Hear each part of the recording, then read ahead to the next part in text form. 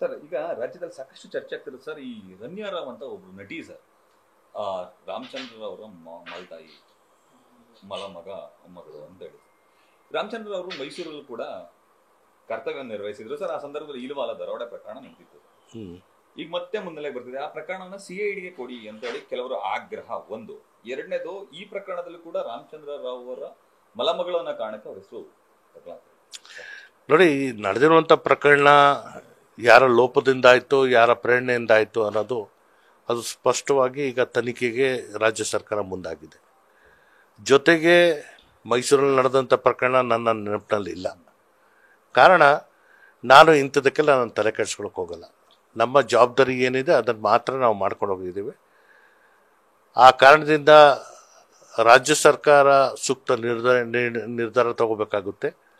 ಜೊತೆಗೆ ಅದೇನು ಯಾರ ಕೈವಾಡ ಇದೆ, ಯಾರ ಬೆಂಬಲ ಇದೆ, ಅಥವಾ ಯಾರ ಸಚಿವರ ಕೈವಾಡ ಇದೆ, ಈ ಎಲ್ಲ ವಿಚಾರಗಳು ಏನಿದೆ ನನಗನ್ಸುತ್ತೆ ನಾವು ಚರ್ಚೆ ಮಾಡುವಂಥದ್ದು ಅಪ್ರಸ್ತುತ.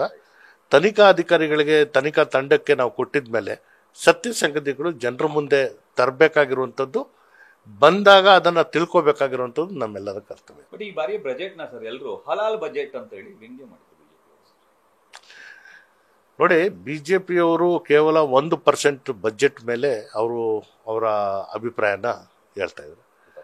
99% ಬಜೆಟ್ ಈ ರಾಜ್ಯದ ಕೃಷಿಕರಿಗೆ, ಈ ರಾಜ್ಯದ ಕೈಗಾರಿಕಾ ಬೆಳವಣಿಗೆಗೆ, ಈ ರಾಜ್ಯದ ವಿದ್ಯುತ್ ಶಕ್ತಿ ಉತ್ಪಾದನೆಗೆ, ಜೊತೆಗೆ ಕೃಷಿಕರ ಜಮೀನಿಗೆ ನೀರು ಹಾರಿಸುವಂಥದ್ದು, ನಾನಾ ವಿಚಾರಗಳು ಈ ಬಜೆಟ್ನಲ್ಲಿ ಅಡಗಿರುವಂಥದ್ದು BJPಯವ್ರು ಕಾಣ್ತಾ ಇಲ್ಲ. 14.8% ಜನಸಂಖ್ಯೆ ಇರುವಂತಹ ಮುಸಲ್ಮಾನರ ಕೇವಲ 1% ಬಜೆಟ್ ಕೊಟ್ಟಿರುವಂತಹ ಕಾರಣಕ್ಕಾಗಿ ಇದು ಹಲಾಲ್ ಬಜೆಟ್ ಅಂತಾರೆ. ನಾವು ಹಲಾಲ್ ಅಂದರೆ ಏನು? ಇದು ಒಂದು ದೇವರ ಕಾರ್ಯಕ್ಕೆ ನಾವು ನಂಬಿಸುವಂತಹ ಕಾರ್ಯ. ಹಲಾಲ್ ಬಜೆಟ್ ಇದು ಸಾರ್ವಜನಿಕವಾಗಿ ಖರ್ಚು ಮಾಡುವಂತಹ ಎಲ್ಲ ಅವಕಾಶಗಳು ನಮಗಿದೆ. ಇನ್ನು ಮುಂದೆ ಹಲಾಲ್ ಬಜೆಟೇ ಇರಲಿ ಅಂತ ನಾನು ಆಶಿಸ್ತೇನೆ.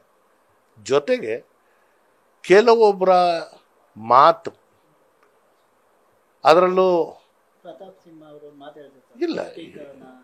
ಇಲ್ಲ, ನಾನು ಯಾರಿಗೆ ವೈಯಕ್ತಿಕವಾಗಿ ನಾನು ಟೀಕೆ ಮಾಡಕ್ಕೆ ಹೋಗಲ್ಲ ಅಥವಾ ಬೆರಳು ಎತ್ತಕ್ಕೆ ಹೋಗಲ್ಲ. ಪ್ರತಾಪ್ ಸಿಂಹ ಅವರು ಭಾಳ ಉತ್ತಮವಾಗಿ, ನನ್ನ ಬಾಂಧವ್ಯ ಅವರ ಜೊತೆ ಚೆನ್ನಾಗಿದೆ, ನನ್ನ ಸ್ನೇಹಿತರಾಗಿದ್ದಾರೆ, ನನ್ನ ಸಹೋದರ. ಆದರೆ ಅವನ ಮಾತು, ಆ ನಾಲ್ಗೆ ಯಾವತ್ತೂ ಆಡುವಂಥ ಮಾತಿಂದ ಮತ್ತೊಬ್ಬರಿಗೆ ನೋವು ಆಗದೆ ಇರುವಂಥ ರೀತಿಯಲ್ಲಿ ಮಾತಾಡ್ಕೋಬೇಕು. ಅದು ನಮ್ಮ ಸಭ್ಯತೆ. ಅದನ್ನು ಮೀರಿ ನಡ್ಕೊಂಡಂತಹ ಸಂದರ್ಭದಲ್ಲಿ ಮನುಷ್ಯ ಆಗೋಕ್ಕೂ ಲಾಯಕಲ್ಲ ನಾವು. ಈಗ ಅವ್ರು ಹೇಳ್ತಾರೆ ಸರ್, ದೇವಸ್ಥಾನ ಹಣ ದೇವಸ್ಥಾನಕ್ಕೆ ಇರಲಿ, ಹಜ್ ಯಾತ್ರೆಗೆ ಕೊಡಬೇಕು. ಯಾವುದೇ ಕಾರಣಕ್ಕೂ ಹಜ್ ಯಾತ್ರೆಗೆ ಸರ್ಕಾರದ 1 ರೂಪಾಯಿನೂ ನಮ್ಗೆ ಸಿಗ್ತಾ ಇಲ್ಲ. ಯಾರು ಹಜ್ ಯಾತ್ರಿಗಳಿದ್ದಾರೆ ಅವರು ಸ್ವತಃ ಅವರ ಕೈಯಿಂದ ದುಡ್ಡು ಹಾಕಿ ಹೋಗುವಂಥದ್ದು. ಈ ಹಿಂದೆನೂ ನಾನು ಹೇಳಿದ್ದೆ. ಏನಾಗಿದೆ, ದೇವಸ್ಥಾನದ ಹಣ ಹಜ್ ಯಾತ್ರೆಗೆ ಬಳಕೆ ಮಾಡುವಂಥದ್ದು, ಮತ್ತೊಬ್ಬರಿಗೆ ಕೊಡುವಂಥದ್ದು ಇದಾಗುತ್ತೆ ಅಂತ ವಿನಾಕಾರಣ ಗೊಂದಲ ಸೃಷ್ಟಿ ಮಾಡೋದು ಬೇಡ. ಕೇಂದ್ರ ಸರ್ಕಾರ ಹಜ್ ಯಾತ್ರೆಗಳಿಗೆ ಸಬ್ಸಿಡಿ ಅನ್ನೋದು ಒಂದು ಕಾನ್ಸೆಪ್ಟು ಭಾಳ ಹಿಂದೆ ನಡ್ಕೊಂಡ್ಬರ್ತದೆ. ಆ ಸಬ್ಸಿಡಿ ಏನು, ಏರ್ ಇಂಡಿಯಾ ನಷ್ಟ ಏನಿದೆ ಅದನ್ನು ಬರೆಸಿ ಅದು ಹಜ್ ಸಬ್ಸಿಡಿ ಅಂತ ಹೇಳ್ತಾಯಿದ್ರು. ಯಾರಿಗೂ ಪ್ರತ್ಯೇಕವಾಗಿ 1 ರೂಪಾಯಿ ನಾವು ಎತ್ಕೊಡ್ತಾ ಇಲ್ಲ. ಈ ಕಾರಣದಿಂದ ಗೊಂದಲಗಳು ಸೃಷ್ಟಿ ಮಾಡುವಂಥದ್ದು ಬೇಡ. ಎಲ್ಲ ವಿಚಾರಗಳು ಇವತ್ತು RTI ಮೂಲಕ ನೀವು ಏನು ಬೇಕಾದ್ರೂ ತರಿಸ್ಕೋಬೋದು. ಸತ್ಯ ಸಂಗತಿಗಳನ್ನ ಜನರ ಮುಂದೆ ಹೇಳೋಣ ಅನ್ನೋದು ನನ್ನ ಒಂದು ಅಭ್ಯಾಸ. Thank you. ನ್ಯೂಸ್ ಫಸ್ಟ್, ನಿರ್ಭೀತಿಯಿಂದ ನಿಮ್ಮ ಪರವಾಗಿ.